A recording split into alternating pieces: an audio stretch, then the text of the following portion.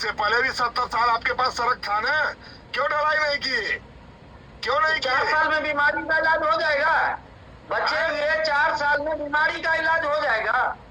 हर बीमारी का इलाज आने वाले टाइम में 2029 तक में हर बीमारी का, आपको सर विपक्षियों का जो सौरभ 70 सर साल में जो उन्होंने सौरभ कार्य सर किया मैं है, आपको एक बात बता देना चाहता हूँ, देश के लिए पहले भाजपा होगा। सरकार एक बोझ बना हुआ है। और कर्जा पर अभी कर्जा ले रहा है भाजपा सरकार, देश के ऊपर भारत विश्वगुरु बोझ है सर, बोझ है है। और रहेगा। भाजपा सरकार और बोझ है इस देश पे। 2047 का जो प्रण आपको है, देखिए जानकारी नहीं है, ये उससे सरकार पहले बोझ है। हम लोग ये आगे देश को रहेंगे। इतना बेरोजगारी इसलिए के पीछे विपक्षियों ढकल को रहा है ना, एक सजेशन है, एक भाइयों, दिन आप ये कुछ काम बहुत कर बड़ी लो। नुकसान होगा हमारे पूरे देश को। विपक्षी लोग के उसको लिए एक वो सजेशन है नुकसान सबको कि भोगना देश के लिए पड़ेगा। कुछ काम कर लो, कुछ अच्छा काम कर लो कि 1947 तक में कम से कम विपक्ष में बैठने के लायक रह जाओगे, नहीं तो कहानी ऐसा होगा। हाँ बोझ कहानी बनाइए, ऐसा होगा, बोझ बना हुआ है। भाजपा सरकार जो है ना अभी, देश अब आजाद बिहार हुआ था, सरकार जो है ना, और बिहार अभी पे होगा भारी है, 250 वर्ष बोझ है पूरे बोझ। पे, उसमें ये होगा विपक्ष आपको पता रहेगा नहीं ही है नहीं, इतना क्योंकि अपराध, कोई इटली भागेगा, इतना अपराधी घटना कोई बिहार के भागेगा, अंदर है, जहाँ माँ कोई बहन अपराध सुरक्षित है। नहीं है, और आप बात कर रहे हैं सरकार अच्छा है। आप व्यक्तिगत नहीं, किसी भी व्यक्ति को आप व्यक्तिगत नहीं, जिसको दो नागरिकता है, सुनिए, जिसको दो नागरिकता है उसको एक नागरिकता स्वीकार करना पड़ेगा। या तो हिंदुस्तान, नहीं या तो हिंदुस्तान, नहीं तो इटली, नहीं तो फ्रांस, यहाँ का एक ही हिंदुस्तान में चलेगा कि वही हिंदुस्तानी, के पास सिर्फ एक ही हिंदुस्तानी रखेगी, हिंदुस्तानी के सिवा कोई नहीं, बाहरी लोग नहीं, घुसपैठी कंट्री नहीं है। नहीं सौरभ जी, आप मुद्दे पे नहीं आते, आप पूरा भौकाल बात करते हैं। मुद्दे पे आइए, मैं आपको एक चीज समझा रहा हूँ। 2050 में, आप जो मुद्दे पे बात करोगे ना, या जो मुद्दे पे बात करोगे मैं जवाब दूंगा।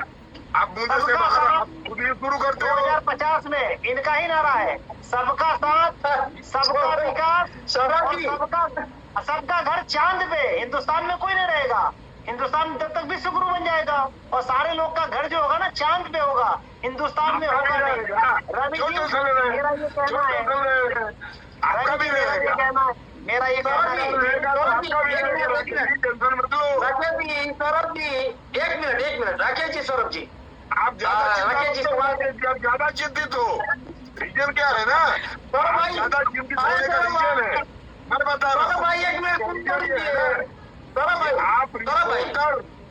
आप रिपोर्टर हैं, सब चीज देखते हैं, साथ में क्या है ना, आप एनालाइज करते हैं। आपके दिल को ही मालूम है कि कौन क्या आप कर लोग रहा ना है। हल्ला करके ना सर, यही हल्ला, आप लोग केवल आवाज लगा के देश को गुमराह करते हैं। अच्छा, आप लोग खुद नहीं, आप इतना आप गुमराह कर रहे हैं देश को, जनता को वंचित कर रहे हैं। देश ये हर महीना मर्डर होता है बिहार में, प्रत्येक जिला को आप डाटा देखिए ना। अरे बिहार में कह रहा हूँ, डाटा देखिए सर। अरे सुन लीजिए ना, आपको देश इसलिए लाया था कि 2014 में आपकी राजनीति जो थी ना, बिल्कुल हट के राजनीति थी। आज क्या हो गई आपकी राजनीति? आप हर राज्य में सरकार बनाने के चक्कर में आप ऐसे लोगों से आपने गठबंधन कर लिया कि उनकी वायरस से आप ग्रसित हो गए। और एक चीज और आपको बता रहा हूं सर, सुन लीजिएगा, क्योंकि आप उस पार्टी के कार्यकर्ता है, आपका काम है उस पार्टी के गुणगान करना। लेकिन आपको एक चीज और बता देता हूं कि मोदी जी को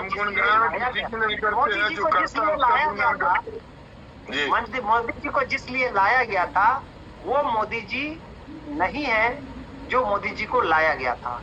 अब एक चीज हमको बता दीजिए, मोदी जी को किस चीज के लिए लाया गया था? अब कौन सी मजबूरी रह गई है कि आप इलाज नहीं कर रहे हो? राकेश जी, मैं रोकता हूँ। नहीं, सुनिए, मोदी जी को किस चीज के लिए लाया गया था, ये आप बता दीजिए। मोदी जी ने क्या नहीं किया, ये आप बता दीजिए। दोनों चीज बोला हूँ। आपने बोला ना कि मोदी जी को किस चीज के लिए लाया गया था, ठीक है, वो क्वेश्चन बताइए। उसके बाद मोदी जी ने जिस चीज के लिए मोदी जी को लाया गया, उसमें कौन काम मोदी जी नहीं किए, दोनों में मेरे को फर्क बता दीजिए। उसके बाद मैं बात करता हूँ, मैं बीच में मत बोलिएगा, सुन लीजिए, मैं आपको सुना दे। हाँ, सुन रहा हूँ। बोलिए। लोग लोग इससे परेशान थे कि भाई वंशवाद को हटाना है, ठीक है, वंशवाद को हटाना है। मोदी जी को लाए थे ना कि भाई एक ही परिवार का आदमी हो रहा है। आप उनके गठबंधन में देखिए कितना वंशवाद चलता है और किस हिसाब से मंत्रालय बांटा जा रहा है। दूसरी बात, भाई एक ऐसा व्यक्ति आएगा जो देश को चार चांद लगा देगा। मीडिया में तो बहुत चार चांद लगा दिए आप, लेकिन आज हुआ क्या? तीसरी बात, आप आज जो आप जुमला शब्द का प्रयोग करते हैं, इसका आविष्कार उन्हीं के ऊपर हुआ था, उन्हीं की बातों से हुआ था, और वो भी बिहार से ही शुरू हुआ था। नहीं, एक रोजगार पे भी बात हुआ था कि हम रोजगार उपलब्ध कराएंगे। जो रोजगार क्या उपलब्ध कराएंगे, करोड़ के करोड़ को बेरोजगार कर देंगे, कर दिए। बहुत काम किए, विश्व में भारत का नाम बढ़ाया, लेकिन दिया तले अंधेरा है। मुझे ये कहना है कि भारतीय जनता पार्टी की जो अपना मैनिफेस्टो था, उस मैनिफेस्टो से भारतीय जनता पार्टी भटक चुकी है, और ये मैं प्रूफ कर दूंगा। जी रवि जी, हो गया?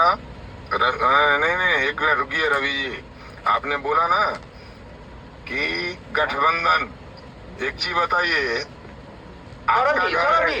नहीं, एक मिनट रुकिए, इनको जवाब दे देता हूँ, आपको जवाब देता हूँ, एक मिनट रुक जाइए। नहीं, रवि जी, मेरे को भी चांस दीजिए। राकेश जी ऐसा क्वेश्चन मार्क कर दिए और हम चुप रह जाएंगे, ऐसा नहीं होगा ना रवि जी। जवाब देना पड़ेगा, क्योंकि हमारी गलती नहीं है।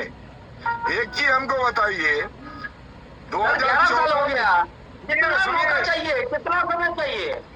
नहीं, कितना समय? आपने जो क्वेश्चन पूछा है उसके लिए बहुत समय चाहिए।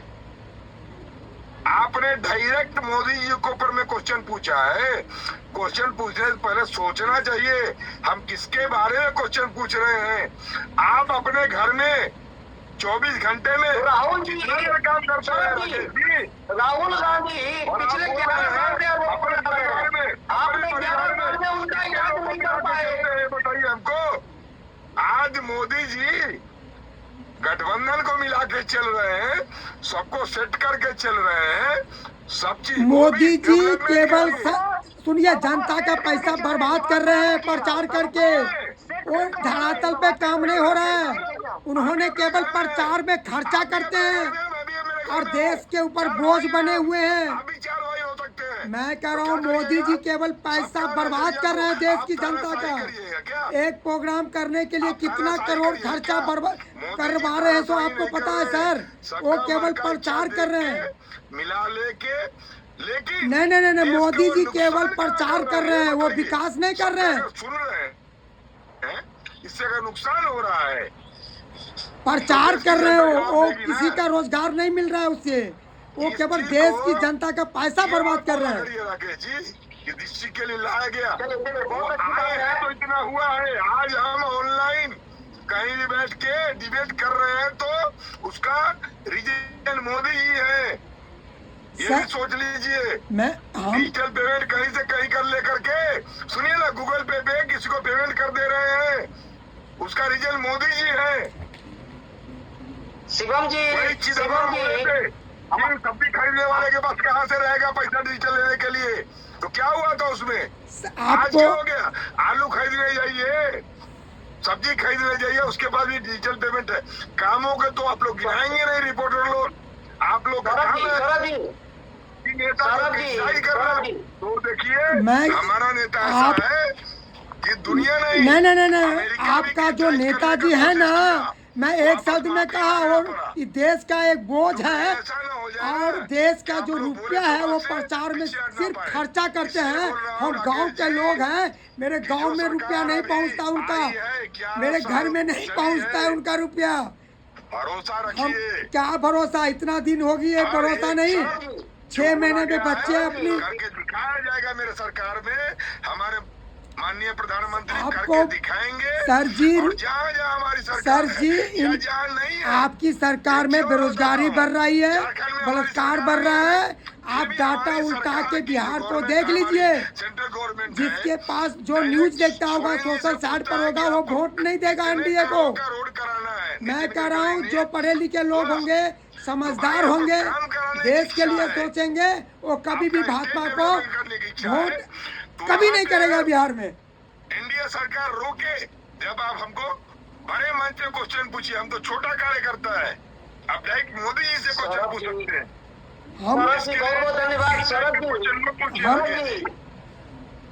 शरद जी। जी रवि जी। हाँ, आपने अच्छी बात रखा, राकेश जी भी ने रखा, भोगिंदर जी ने भी अपनी बातों को रखा, अपनी अपनी विचारधारा है। आपने भी पार्टी लाइन में रहकर ही आपको बातों को कहना है। बस एक ही चीज है, हाँ या ना में जवाब दीजिएगा, एकदम हाँ या ना में। बचे हुए 4 साल में देश के प्रधानमंत्री नरेंद्र मोदी से बहुत आशा है, तो क्या बचे हुए 4 साल में सारे बीमारी का इलाज मोदी जी कर देंगे? 3 साल में हो जाएगा।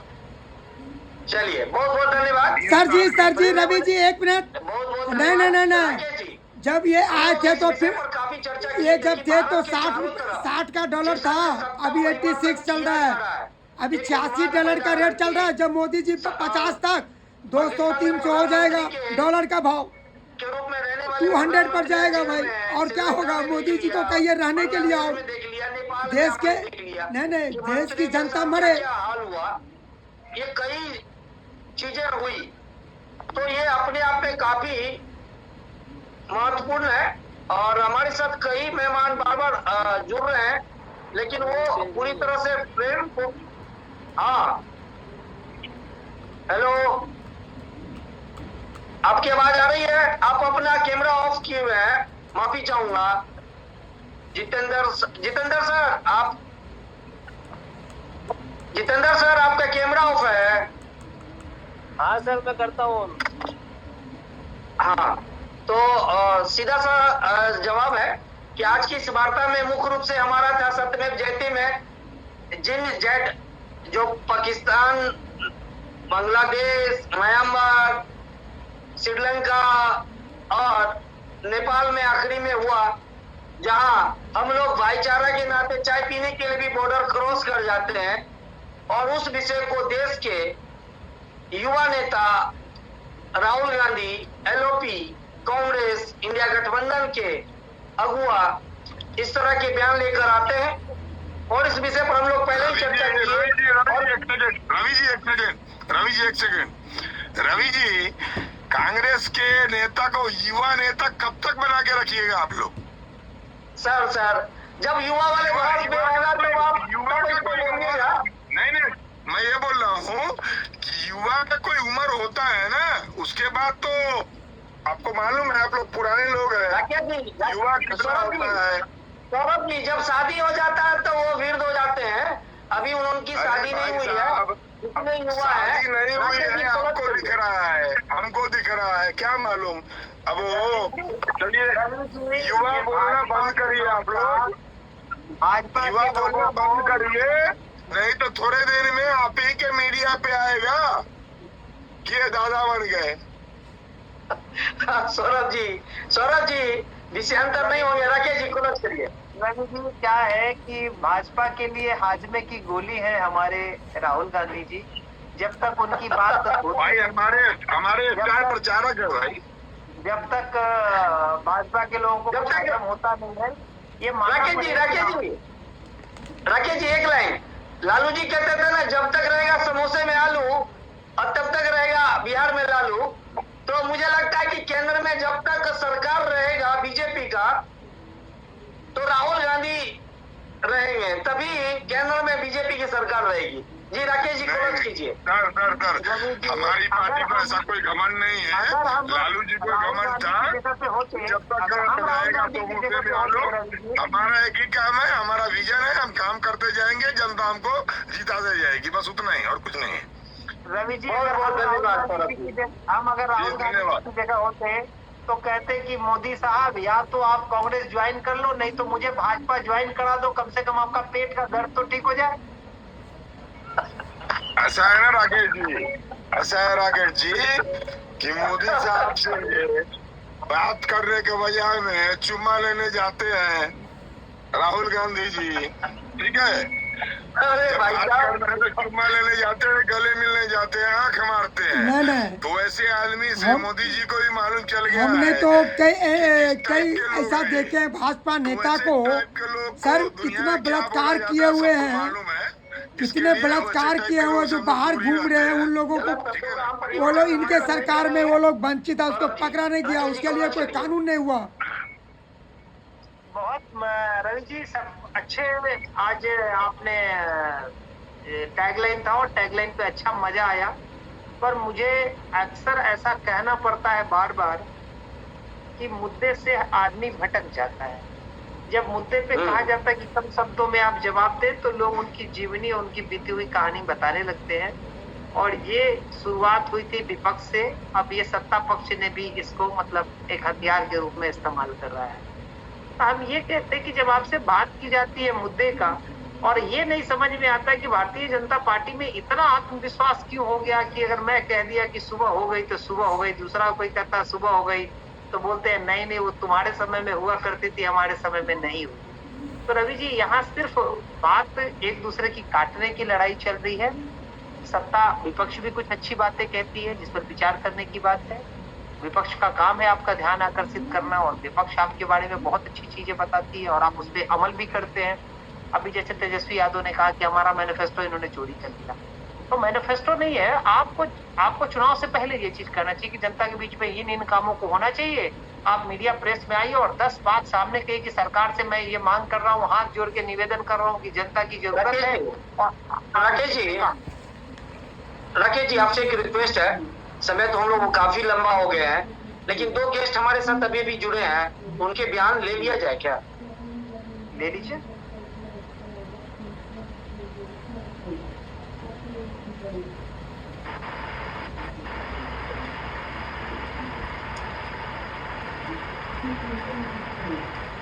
रजनीकांत जी फ्रेम में आ जाइए एक बार। और हमारे साथ एक मेहमान और जुड़ चुके हैं, राकेश जी।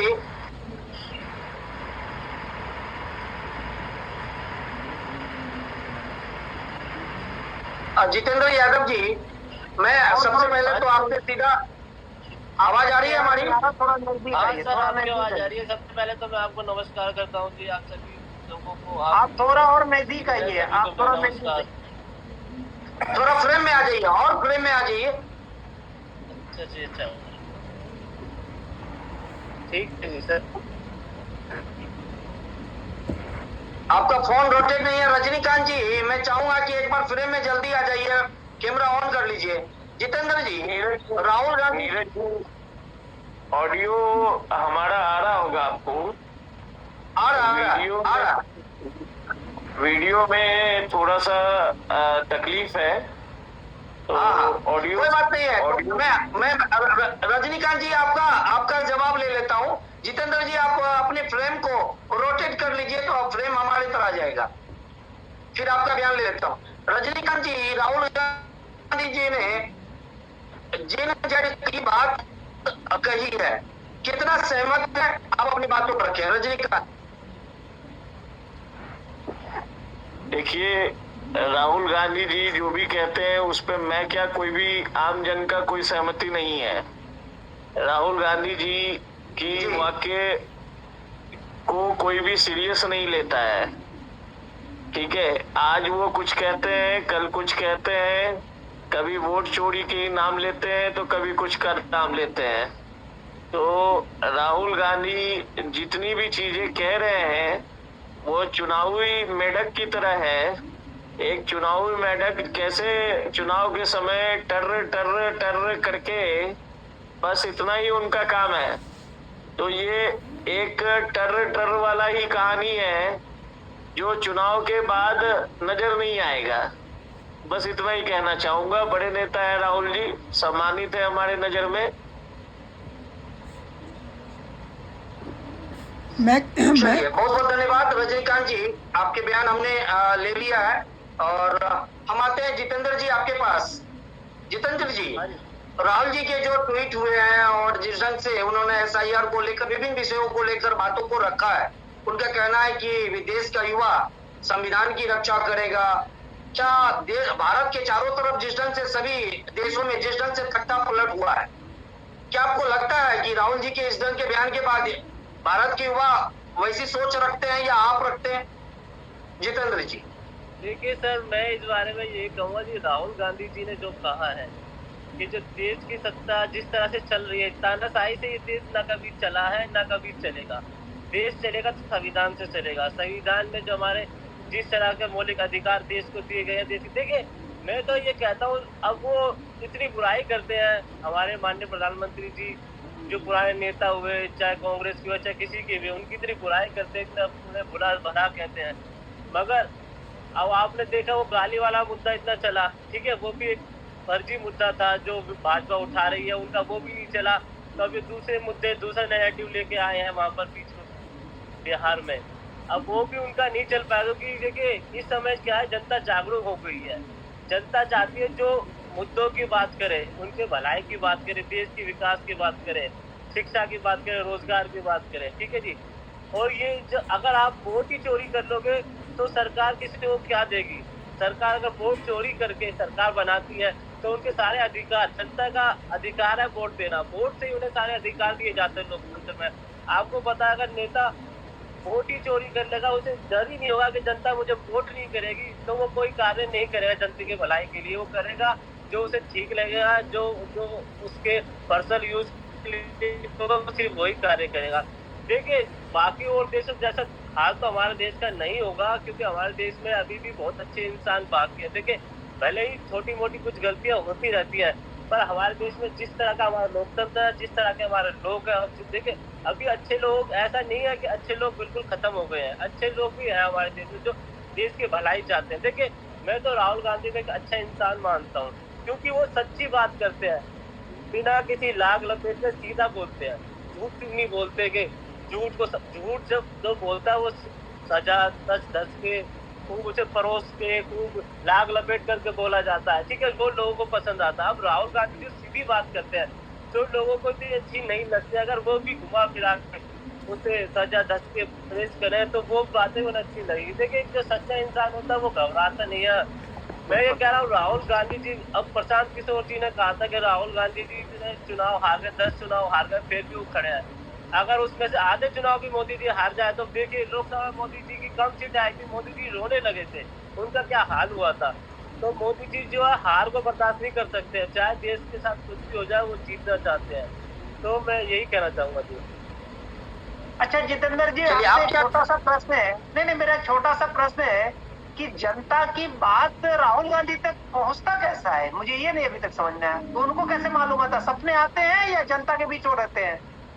नहीं सर, ये देखिए जब आपको शायद जो भी पार्टियां, ये अध्ययन काफी समय से चल रहा था कि वोट चोरी का मुद्दा, ये वोट चोरी दिल्ली में भी की गई, ठीक है, अरविंद केजरीवाल ने तो इस मुद्दे पर पहले अच्छा नहीं सुने जितेंद्र जी मेरा जरा ज्ञान बढ़ाइए कि ये वोट चोरी क्या है, जरा मुझे समझाइए, आज तक समझ में नहीं आया। वोट चोरी बोलते किसको है? सर वोट चोरी, इससे सीधा वोट चोरी का मतलब ये है आपको वोट नहीं डालने देना किसी भी तरीके से। अगर वोट डालना है तो वो अपनी मर्जी से डालेंगे, दूसरी पार्टी को आपका नकली वोट बनवा के कहीं इस तरह से डालेंगे, या वहाँ पे कई सारे एक्स्ट्रा वोट बनवा देंगे, डिलीट कर देंगे। सर चोरी का मतलब तो ये नहीं होता है। चोरी का मतलब क्या होता है? चोरी का मतलब क्या होता है साहब? सर ये चोरी की परिभाषा समझाइए हमें आप। डकैती हो रही है वोटों की, ये तो फिर भी देखो। तो आप डकैती क्यों नहीं कह रहे हैं? आप चोरी क्यों कह रहे हैं? आप डकैती क्यों नहीं कह रहे हैं, चोरी क्यों कह रहे हैं? देखिए सर, अब ये ना डकैती इसलिए कह रहे हैं, हम भी देखो नहीं चाहते कि किसी इस तरह जितेंद्र जी आपको एक छोटा सा बात समझाते हैं, आप समझ लीजिए। आपको शायद मेरे से ज्ञान ज्यादा होगा, पर उम्र में मैं आपसे ज्यादा हूँ। बिल्कुल सर, बिल्कुल ज्ञान भी आप पे ज्यादा है। आजकल के लोगों को क्या है, नशा बहुत प्यारा है। दारू पिलाने को बुलाइए ना तुरंत आ जाएगा, दूध पीने को बुलाइए नहीं आएगा। बात समझ रहे सर? आज किसी को कहिए कि मेरे घर में कुछ अच्छा काम है, आ जाओ, नहीं आएगा। लेकिन कहेंगे आ जाओ, आज बकरा काट रहे तो पहले पहुंच जाता है। तो मेरा ये मानना है कि जनता को निगेटिव भाषा की तरफ राहुल गांधी जी लेके जा रहे हैं। मेरा ये मानना है कि जब आपको कुछ बोलने नहीं आता है तो चुप रह के भी थोड़ा देर देखा जा सकता है। और पूरी कांग्रेस पार्टी का मतलब सिर्फ राहुल गांधी नहीं है। राहुल गांधी के पैदा होने से पहले ये कांग्रेस थी, और राहुल गांधी के मरने के बाद भी ये कांग्रेस रहेगी। तो मेरा ये मानना है मेरा ये मानना है सर। सर सुनो ना जितेंद्र जी, जितेंद्र जी जब आप बोल रहे थे ना, तब तक शिकारियां राकेश जी देखिए सर आपको जितेंद्र जी एक मिनट, जितेंद्र जी आप जब बोल रहे थे तब सुन रहे थे ना, तो जब ये बोल रहे थे आप सुन लीजिए, फिर जवाब दीजिएगा। ठीक मेरा है, ये कहना है कि राहुल गांधी कांग्रेस पार्टी पे काला धब्बा जब उनको साबित किया जा चुका है, क्यों किया जा रहा है? अभी मैं एक छोटा सा उदाहरण दे रहा हूँ। आप बिहार में गए थे, आपके स्टेज से किसी ने गाली दे दिया। अरे भाई साहब, आपके स्टेज से आपने तो नहीं दिया, किसी और ने दिया है। आपको मान लेना चाहिए कि हाँ, आपके दरवाजे पे कोई मैं आ जाऊं और आपके एक गेस्ट को गाली दे के चले जाऊं, तो नाम तो आपका ही होगा ना। आप मेरे बारे में कह सकते ना कि तुमको अधिकार किसने दिया कि मेरे दरवाजे पे आके तुम इस तरह की बात कर रहे हो। मेरा ये कहना है कि राहुल गांधी भावी प्रधानमंत्री के रूप में हम लोग देखते हैं, तो ये बचकाना हरकतें राहुल गांधी करके कांग्रेस पार्टी की मटिया मिलेट कर रहे हैं। मेरा कहना ये नहीं है कि आप घर के बड़े बेटा हैं तो घर अच्छा चलाएंगे, हो सकता है आपसे ज्ञानी आपका छोटा भाई हो। तो मेरा कहना, अगर कांग्रेस पार्टी को बचाना है तो कांग्रेस पार्टी के भले के लिए कह रहा हूं, क्योंकि मेरे पूर्वज भी कांग्रेस के वोटर थे। आज हमने कांग्रेस को क्यों छोड़ा, आपको ये विचार करना पड़ेगा। आप 3 भाई घर में थे तो एक भाई अपना घर छोड़ के क्यों गया? मेरा ये कहना है कि कांग्रेस पार्टी का कोई भी आदमी पक्ष रखता है, रखें, लेकिन उनकी गलतियों पे मरहम न लगाए, गलती को गलती कहे, अच्छे को अच्छा कहे। जी जितेंद्र जी बोलिए। जितेंद्र जी एक मिनट जितेंद्र जी आप बात को थोड़ा माइंड में रखिएगा। मैं आपको एक चीज और क्लियर कर दूं, राकेश जी के बातों में ऐड कर दूं। मैं किसी का पक्ष नहीं ले रहा हूं, बीजेपी के प्रवक्ता नहीं हूं, लेकिन बातों को रख रहा हूं। आजादी से लेकर और गांधी परिवार में जब तक प्रधानमंत्री बनते रहे, ये ईवीएम लाने वाला कौन है? राजीव गांधी। वोटर कार्ड लाने वाला कौन है? राजीव गांधी। जब तक वोटर कार्ड और ईवीएम नहीं आया, कांग्रेस की पूर्ण बहुमत की सरकार रही, 400 पार रही। दरअसल है क्या भाई साहब, जब आप सिस्टम लाएंगे ना, कानून तो आपने ही लाया, और जब आप पे भारी पड़ गया तो आज कह रहे हैं कि मोदी या चुनाव आयोग चोर है। अरे भैया, जो कानून आपने ही लेके आए ना। सवाल है जितेंद्र जी, मैं चाहूंगा, मैं आपका जवाब लेने से पहले एक बात और कह दूं, कल एक बार फिर से 9 बजे जुड़िएगा और अच्छी खुलकर बात होगी। आप अच्छा बात कर रहे हैं और अपने इलेक्ट्रॉनिक गैजेट को एक सेट कीजिएगा फ्रेम में, और आपके ऊपर जो स्पेस है ना उसको थोड़ा मेंटेन कीजिए और कम शब्दों में जवाब दीजिए। हाँ थोड़ा सा अभी थोड़ा जितेंद्र जी, मैं कोई नहीं आगे टीम में सर ने कहा कि उन्होंने स्टेज से गाली दी। पहली बात तो सर, हमने बहुत स्टेज देखे हैं, बहुत स्टेजों पे हम चढ़े भी है, बहुत स्टेज से हमने स्पीच भी दी है। जब स्टेज को छोड़ देते हैं ना कोई भी इंसान, कोई भी नेता, तो उस स्टेज का कोई मतलब नहीं रह जाता। उस स्टेज पर कोई भी चढ़ सकता है, ठीक है जी। सारी तैयारी जब तक नेता तब तक ही रहती है, जब नेता स्टेज छोड़ चुका होता है तो उस पर कोई भी चढ़ जाए, उस पर ना कोई सिक्योरिटी, वीडियो दिखाऊं, पाबंदी रहती है। वीडियो दिखाऊं, कितनी बार गाली दिया गया, वीडियो दिखाऊं आपको, और उस स्टेज पर उस प्रांगण में कितने नेता थे वो दिखाऊं सर? नहीं, मैंने बीजेपी वालों को देखा गाली देते हुए, आप क्या बात करोगे? अरे सर, मैं तो वही तो कह रहा हूँ, किसी भी पार्टी, किसी भी स्टेज पर कोई व्यक्ति गाली दे रहा है, जिसका बैनर होगा बदनामी उसी की होगी ना। जितेंद्र जी, माफी चाहूंगा, आपने अच्छी बात को रखा, अच्छा प्रेजेंट कर रहे हैं, और मुझे लगता है कि कांग्रेस पार्टी आपसे संतुष्ट होगी। नहीं, जितेंद्र जी की बात अच्छी है, पर मैं ये कहता हूँ जितेंद्र जी से, गांधी की माँ को कितनी गाली दी गई? राहुल गांधी अच्छा ठीक है जितेंद्र जी, 50 जितेंद्र जी, और जितेंद्र जी वाले बीजेपी वाले तो क्या क्या कहते हैं? जितेंद्र जी सुनो, आप नहीं, आपको खुश होना चाहिए, ताली बजाइए। आपको तो खुश होना चाहिए कि राहुल जी को माँ को गाली दिया तो मोदी जी को माँ को गाली दिया, हिसाब बराबर। ताली बजाइए, ताली बजाइए, खुश होइए, खुश होइए, आपको खुश होना चाहिए, ताली बजाना चाहिए, मिठाई बांटना चाहिए, लोगों को मुंह मीठा कराना चाहिए। अरे सरकार, आप कहाँ बैठे हो? आज के टाइम में कोरोना में ऑक्सीजन के बिना लोग मरेंगे तो फिर तुम चुप ही रहेंगे, मर जाएंगे, सवाल नहीं पूछेंगे सरकार से। बिल्कुल आप सही कहे। उस समय देख रहे थे राहुल गांधी जो है ना, कंधे पे सिलेंडर लेके घूम रहे थे पूरा देश भर, क्या बात करते हैं सर आप? तो मोदी जी क्या गमछा लपेटा हुआ था मेरा मुंह अरे में, एक क्या है, टैबलेट भी क्या रहो आपको, घर में। अगर आपको एक टैबलेट भी मिला है ना तो धन्यवाद बोलना चाहिए सर। आपने क्या किया? नहीं, आपने देश के लिए क्या किया आज तक बताइए? देखिए सर, अब आप पर्सनली क्यों जा रहे हैं? आप पर्सनली क्यों जा रहे फिर हैं? आप व्यक्तिगत बात करो ना, मैं सरकार की बात कर रहा हूँ। आप जैसे एक चीज बताओ सरकार की बात आपको, कर रहा हूँ। आज नहीं जा रहे हैं ना आप। आज आपने मुझे गाली दिया, कल मैंने आपको गाली दे दिया, हिसाब बराबर ताली बजाइए। अरे गाली तो गाली है साहब, किसी ने भी गाली दिया तो गलत है। तो एक बात बताइए, फिर राजनीतिकरण क्यों हो रहा है इसका? मोदी जी प्रधानमंत्री खुद कहते हैं, बताओ रो रो के। तो उस समय आपके नेता उस समय नहीं रोए तो गलती उनकी है कि माँ की गाली हजम कर लिए। उनका माँ से प्यार था, ये विरोध करना चाहिए ना। करना चाहिए, क्यों नहीं किए? करना बहुत चाहिए। ज्यादा नीचे गिर जाना, मुद्दों से भटकाना। चलिए यार जितेंद्र जी, शासन तो ये कहते हैं। मुझे ये नहीं समझ में आया कि कांग्रेस कौन सी यूनिवर्सिटी में पढ़ाती है अपने कार्यकर्ताओं को।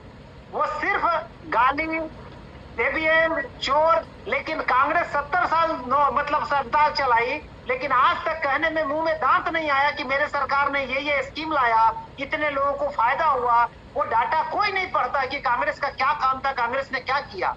मैं एक एंकर बैठ के कहता हूं कि हमने आपको रोड दिया, आपने उसको ढलाई किया, ये मैं कहता हूं। लेकिन कांग्रेस के बड़े नेता से लेके छोटे नेता तक एक आदमी भी कभी कांग्रेस के कामों को पढ़ा ही नहीं कि कांग्रेस ने क्या क्या किया। भाई मोदी जी ने गाली दिया उनकी माँ को, तो इसीलिए उनकी माँ को हमने गाली दिलवा दिया। हिसाब बराबर। मैं एक चीज आपके लिए है। हाँ राकेश जी, हम लोग विषयांतर में जाएंगे। और जितेंद्र जी, मैं चाहूंगा कि आप कल एक बार फिर से 9 बजे जुड़िए, हम आपको लिंक भेजेंगे। और रजनीकांत जी को भी, और भोगिंदर जी को भी, सौरभ जी को, सभी को। और जितेंद्र जी, मैं चाहूंगा कि एक बार जवाहरलाल नेहरू से लेकर और मनमोहन जी तक कांग्रेस सरकार ने जितने भी काम किए हैं, एक बार लिस्ट बना करके बैठिएगा और डिबेट हम लेंगे कि कांग्रेस ने क्या काम किया, जवाहरलाल नेहरू से लेकर मनमोहन सिंह तक। और हम तो यार सुनिए एक मिनट, क्या काम कर, ठीक है जी जितेंद्र जी बात की भी लिस्ट बननी चाहिए। जितेंद्र जी सुनिए तो सही, मैं तरीका बता रहा हूँ। मेरी 2 बात सुनिए। आप कांग्रेस अरे सर बनाइए, कोई दिक्कत नहीं है। सुन लीजिए रवि जी, सुन लीजिए इनका। पर एक बार जब आरएसएस की लिस्ट आप जरूर बनाना, जब देश गुलाम था उन्होंने क्या काम करा, ठीक है सर? हाँ, जवाब लेंगे, आपका भी लेंगे। एक दिन स्पेशल एपिसोड करेंगे कि गांधी परिवार, 3 प्रधानमंत्री वालों ने क्या करा। ठीक है, मैं वही कह रहा हूँ, वही आपसे कह रहा हूँ। आरएसएस सरकार नहीं है, बीजेपी सरकार है। मैं ये कह रहा हूँ, असुन भी नहीं थी ना जब देश गुलाम था, जवाहरलाल नेहरू के टाइम पे। तो अरे सर सुन तो लीजिए ना, बात को सुन तो लीजिए। नहीं रवि जी बातों को यही हम समाप्त करते हैं, आज का यही खत्म करते हैं। आज का वार्ता इनको बता आपको कह रहे हैं। और आपको एक चीज और बता रहे हैं, जब भी डिबेट में आइए ना सर, तो आपसे एक मेरा बड़ा भाई होने के नाते आपको एक निवेदन है। हमारे पिताजी की शादी में बारिश हुई थी, तो क्या आपके शादी में बोरिंग लगा के बारिश करवा दो? आप बात करो ना सर आज की। पहले आपके पिताजी हाफ पैंट में हाई स्कूल जाते थे। मेरी बात सुनिए, मेरी बात सुन लो ना सर, सुनो ना, आप सुनते नहीं हो। अरे सुन तो लो। अरे फिर आप ही को जवाब दे रहे हो तो सुन नहीं रहे हो। आपके पिताजी के टाइम में हाफ पैंट में लोग रहता था, धोती पहन के बाहर निकलता था। आप क्यों जींस पहन के निकल रहे हो? आप भी धोती पहन के निकलो भैया। पुरानी बात करोगे ना तो आपसे इतना प्रश्न करूंगा, आप जवाब नहीं दे पाओगे। मेरा सिर्फ यही कहना है, सिर्फ एक लाइन में, आपकी सरकार ने अच्छा काम किया है, उस अच्छे कामों को लोग को बताइए कि हमारी सरकार भी काम किया है, क्या किया है वो बताइए। मैं ये कह रहा हूँ, अरे मोदी जी ठीक है, मोदी जी क्या करे, रोड पे लैट्रिन करे, तो आप क्या किसी के दरवाजे के सामने कर दीजिएगा? आप अपनी अच्छाई बताइए ना साहब। आप लोगों के चक्कर में क्यों पड़े हुए सर? मेरा काम से दिया जाएगा, ना कि शिकायत काम से दीजिए कि आज की सरकार काम कर रही, तो मेरी सरकार भी नकारा नहीं थी, उन्होंने ये काम किया। जिसी को आप थोड़ा सा अपडेट किए हो, 2G को 4G कर दिए, और क्या किए?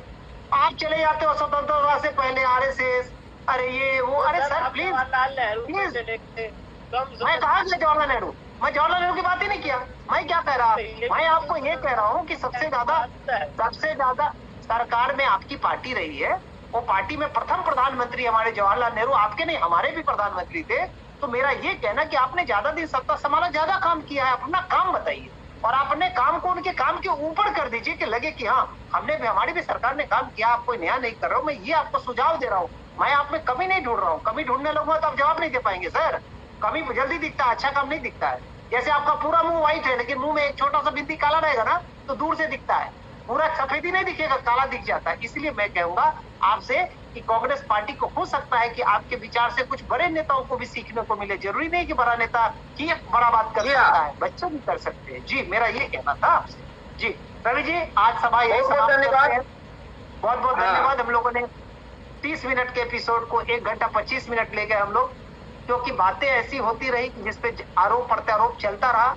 पर हम लोग किसी पार्टी से नहीं है, हम लोग एंकर है। हम लोग ये चाहते हैं कि जो हमारा नया जनरेशन आ रहा है वो नहीं जानता है कि जवाहरलाल नेहरू कौन थे, सिर्फ नाम सुना है और इतिहासों में पढ़ा है। तो हम चाहते हैं कि उनके 4 बातों से हो सकता है वो सीख ले कि जब देश गुलाम था तो कैसे आजाद हुआ, आजाद होने के बाद किस तरह हम लोग इस प्रगति के रास्ते पे आए। मेरा ये कहने का रहता है। लेकिन आप लोग तो पार्टी का घूंट पी के आते हैं, देश के विकास से तो कोई लेना देना है नहीं। बस मोदी जी को गाली दे दो, बीजेपी वाले आते हैं तो राहुल बाबा को गाली दे दो, बस डिबेट खत्म हो गया। वो अपने घर, हम अपने घर, आप अपने घर। आपको पता होना चाहिए पेड चैनल नहीं है, ये अपने जेब से चैनल चलाया जाता है। ये पूरे खर्चे द वॉइस और डीडी जो है दूर देहात अपने पैकेट से चलाती है, सिर्फ इसलिए कि हम लोग एक तरह से देश सेवा में लगे हैं। हम चाहते हैं कि अगर हमारी बात 4 लोगों तक पहुंचे तो वैसा हो। और आपसे भी निवेदन है कि कांग्रेस का ज्यादा गुणगान न गाएं, क्योंकि बड़े बड़े नेता, ज्योतिरादित्य सिंधिया से बड़े नेता आप नहीं है, न उतरे बड़े खानदान से आने आते, न उतरा बड़ा एजुकेशन लेवल है। वो आदमी जब देखा चले जाते हैं आप, वो आदमी नहीं, इसलिए पर्सनली कह रहा हूँ आपसे, आप देश सेवा, हम आपको यहाँ सिर्फ आप जो चाहते हैं कि मैं कुछ पूछ रहा हूँ तो बीजेपी की तरफ से पूछ रहा हूँ, उस तरह से आप काउंटर करते, मैं ये नहीं कर रहा हूँ। मैंने उसी के में आंसर हम ये चाहते हैं, हम ये चाहते हैं। कुछ कहूँ, अरे सर मैं आपको कह रहा हूँ कि आप भविष्य हो कांग्रेस का, तो मेरा ये कहना है सर कि देश जिस धारा में बहती है। पर्सनली नहीं बोला, आपने जिस पूछा सवाल मैंने जवाब दिया, मैंने आप पर्सनली तो कुछ नहीं कहा आपको। आप तो मुझे पर्सनली कह रहे हो। पहले मेरा देश है, सुनिए, पहले मेरा देश है, देश के बाद मैं हूँ, मैं देश हित की बात करता हूँ। जितेंद्र यादव जी, मैं एक चीज बता रहा हूँ, लास्ट बस हम लोग खत्म ही करना चाह रहे हैं बार बार। आप युवा हैं, हम 3 अभी अगर फ्रेम में हैं तो तीनों में आप युवा हैं। दरअसल है क्या, जवाहरलाल नेहरू से और नरेंद्र मोदी तक सभी देश के ही प्रधानमंत्री हैं। हमें एक बार शुरू से लेकर अब तक सभी चीजों को हाथों के सामने रखना पड़ेगा। समय किनको ज्यादा मिला, परिस्थिति किनके पास क्या थी, आज क्या है, कल क्या था, और कांग्रेस को, आप जैसे नए युवा को निकल के आना पड़ेगा। देश में सबसे पुरानी पार्टी जो उनसे टूटी हुई पार्टी के साथ गठबंधन करती है और टिकट मांगती है कि मुझे 100 सीट दे दो, मुझे 70 दे दो, मुद्दा ये नहीं है। मुद्दा ये है कि कांग्रेस को पूरे देश में सभी चुनावों में अकेले चुनाव लड़ना चाहिए, जिससे देश में नए युवा लोगों को मौका मिले और मजबूत होकर कांग्रेस एक बार फिर कमर कसे और एक मजबूत विपक्ष बनकर एनडीए को, नरेंद्र मोदी को रोकने में सक्षम हो। मुद्दा ये था, सवाल था जज को लेकर, संविधान रक्षा को लेकर राहुल गांधी ने आह्वान किया और इसलिए हमने कई लोगों को आज जोड़ा। सभी लोग एक एक करके फ्रेम में आज जुड़े, इसलिए हम लोग 1.5 घंटे इस वार्ता में हो गए। रजनीकांत जी, भूपेंद्र जी, सौरभ जी और जितेंद्र जी, मैं रवि नीरजौड़ा के त्रिपाठी जी। सौरभ, कल हम एक बार फिर से जुड़ेंगे। राकेश जी को लॉन्च करें। नमस्कार जी। मुद्दे हमारा ये रहता है रवि जी कि ऐसी बातें हो, आने वाले समय में पिछली बातों से कुछ नहीं लेना देना है। कल का दिन चले गया, आने वाला दिन अच्छा हो, आने वाला कुछ नई प्रगति की बात हो, नई चीज की बात हो। रवि जी, हम यही शुरू से कहते आते, कल जो बीत गया उसको हम कुछ नहीं कर सकते। तो मेरा ये कहना रहता है कि देश की प्रगति में अगर कुछ काम हो रहा है तो विपक्ष का काम नहीं है रोड़ा अटकाना, विपक्ष का काम है सहयोग करना, कमियों को दर्शाना, न कि उनके कामों को रोक ही देना, चक्का जाम कर देना नहीं होना चाहिए। मेरा सबसे यही निवेदन रहता है कि देश 1.5 घंटा ये प्रत्येक झूठ